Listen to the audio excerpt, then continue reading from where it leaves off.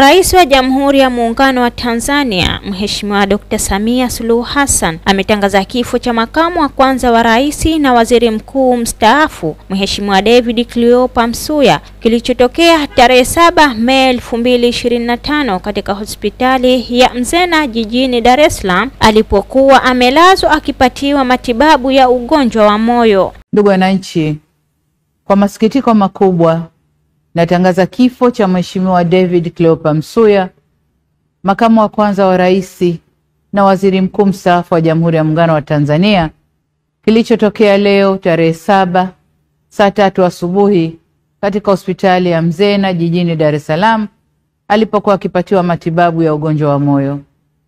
Hayati Cleopa David Msuya ameugua kwa muda mrefu na amekuwa akipatiwa matibabu ndani na nje ya nchi, ikiwemo katika hospitali ya moyo ya Jakaya Kikwete, hospitali ya Mzena na kule jijini London nchini Uingereza. Natoa pole kwa familia, ndugu, jamaa, marafiki na Watanzania wote kwa msiba huo mkubwa kwa taifa.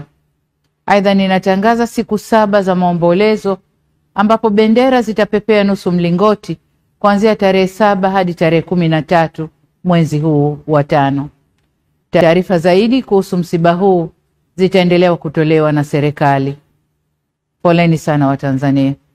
Hadija Haji, J Online TV, wema kwa vitendo. Usisahau kusubscribe, like na kucomment.